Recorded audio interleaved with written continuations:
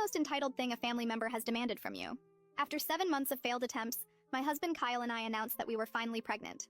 Everyone erupted with cheers, except for my sister Jacqueline, who smashed her wine glass against the marble counter. "How dare you!" she shrieked. "You know how long I've been trying for a baby. I deserve to be the first." Mom tried to tell her 19-year-olds aren't ready for a baby, but Jacqueline refused to back down. She grabbed her purse, then dramatically stormed out yelling that I better abort my baby within 1 week, or else she's getting the police involved. The next morning, she showed up at our door with printed pages from abortion clinics, shoving them into Kyle's chest while he was still in his boxers. "I made appointments for her at 3 different places," she announced to our entire cul-de-sac. "She just needs to pick one."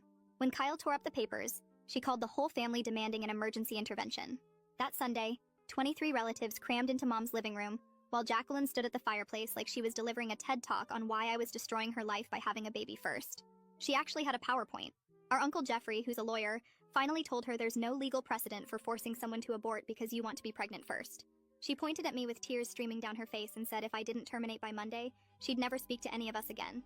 But we called her bluff, and all 23 of us told her, "See you, Felicia." She actually left sobbing, and we didn't hear from her for a long time. And then, 7 months into my pregnancy, we were having our baby shower when the door flew open. It was Jacqueline. She walked in with her hand on a massive belly, wearing a shirt that said, "First grandchild loading." Everyone went silent. Mom dropped her cake knife. "Surprise! I'm almost due," she announced, spinning around so everyone could see. "I got pregnant right after that horrible meeting where you all betrayed me. I'm 10 weeks away from giving birth."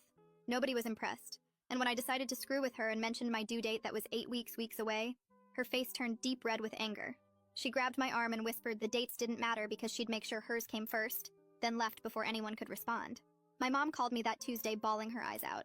She'd found out from Jacqueline's roommate that Jacqueline had been taking black market labor induction substances she'd bought from some website in Romania, risking her baby's life to deliver before me. Now, Jacqueline was in the ICU, but not because of the substances. Turns out, Jacqueline had found some girl on Craigslist whose mother used to be a midwife in the Philippines, and paid this girl to perform a C-section in her living room.